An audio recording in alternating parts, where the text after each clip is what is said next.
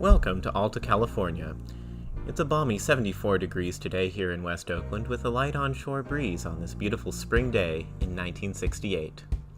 The Alta California is my HO scale model railroad, a 9 by 15 foot layout built in a donut shape to allow for wide, gentle curves for my passenger equipment to operate well. I've been building it in some form since 2016. The two main scenes, Manzanita Avenue in West Oakland and Mexicali, Sonora, Mexico.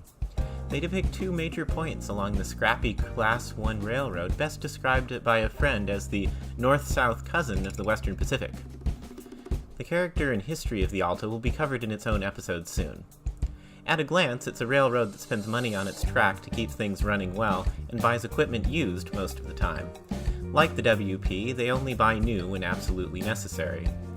In many ways, it takes a lot of influence from the Western Pacific, with healthy dashes of its partner Santa Fe, its competitor the Southern Pacific, Nacionales de Mexico, and very short lines in California.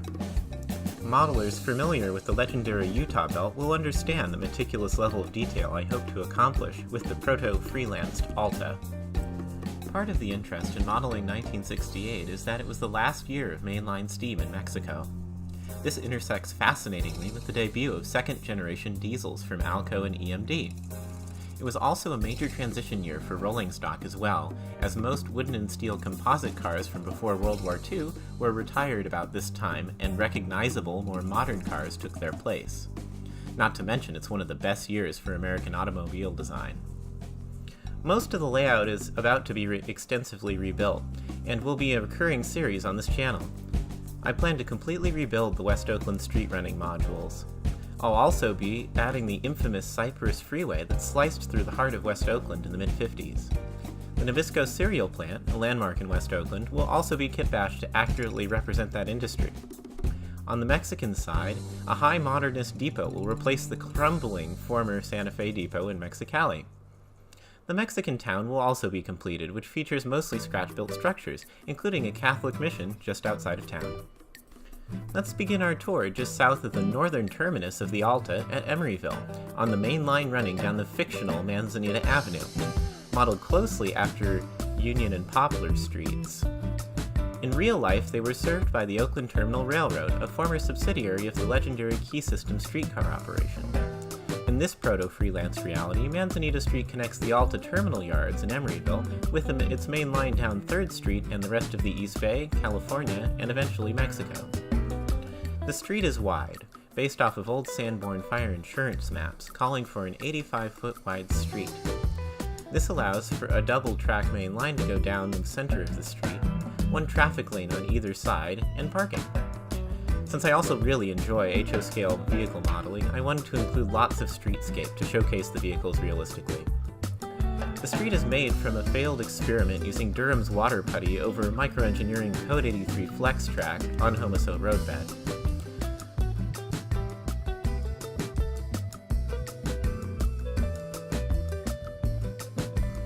At the head of the street is the imposing Nabisco cereal factory, which will get covered hoppers of grain and sugar, additionally boxcars of cardboard and plastic packaging materials. The building to replace my Ford Motor Company headquarters building, used as a stand-in, will be a handsome Art Deco-inspired curtain wall industrial building, pioneered by architect Albert Kahn. Looming over the already imposing structure will be tall concrete silos for the cereal products. I already have an adorable fleet of International Harvester Metro vans to make deliveries to every grocery store in the East Bay. The next structure worthy of attention is the gas station, which a fan of Fallout New Vegas might recognize. The game creators modeled the Poseidon Energy fusion coolant stations after real-life Wilshire Oil Company gas stations, which are scattered all over California. I remember seeing one as a kid in Santa Clara and couldn't resist the Fallout connection. Eventually, I'll get miniature fluorescent tube lighting, custom 3D printed gas pumps, and remodeled 4D gas station building that preceded the awning to accompany it. Jazz culture thrived in West Oakland for decades, Esther's Orbit Room being a particularly famous example.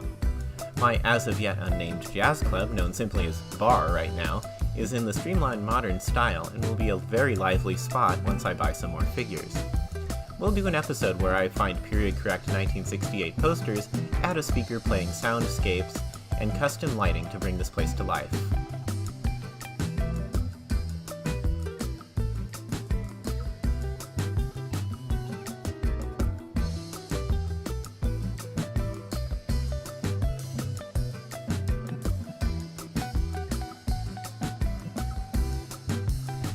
These two are modified from the old IHC kits of San Francisco's Painted Ladies. Their real-life counterparts facing Alamo Square Park in San Francisco are featured in a billion photographs, TV shows, and film montages. I wanted to alter them realistically to make them more West Oakland. The white one has an extensively rebuilt facade and an entirely scratch-built roof, which is undergoing some repairs. There's also a commonly added garden apartment on the first floor to the right of the entrance. It's also rumored to be a Black Panther meeting spot. Next door on the corner is a relatively stock kit, but with one addition, an informal barbershop addition out front. A very common East Bay addition, it provides a place to hear all of the neighborhood gossip. You can't have a post-war model railroad without either horrible 1950s apartment builds or remodeled older structures, and these two are emblematic of this. The optimistically named Sands Apartments will be a feature of a future episode where I design a kit for this typical mid-century staple. Next door is an 1890s brick structure that's had a tacky steel modernist facade added to it, with an angled front window to eliminate glare for passing motorists to see the store display. This spot is where the infamous double-decker Cypress Freeway will bisect the layout, and there will be either a brewery or a large cement plant here. Also of interest is going to be a large scrapyard, modeled after one in Emeryville. One of the hallmark scenes here in Mexico is this river crossing. A low and slow river, presumably draining into the Sea of Cortez in the south, it has two different bridges built in two different eras. The older plate girder bridge is inspired by a Mexican prototype, with a bunch of wooden pilings holding up the steel bridge spans. The more modern bridge was built to handle increased traffic demand during World War II. The original bridge is a kit batch of micro-engineering girders atop Walther's trestle beds. The Camelback Truss is an Atlas bridge. Check out the adorable ducks and geese. Finally, we end our tour in the as-yet unnamed Mission Town. This commercial strip is entirely scratch-built and inspired by structures found in Benjamin Hills, Sonora. I'll finish the town off in its own episode soon. The mission right outside of town is based on a prototype found elsewhere in the state of Sonora. This mock-up was made by a friend of mine. So stay tuned as the Alta gets rebuilt, its locomotives and cars come to life, and more fun modeling episodes to come.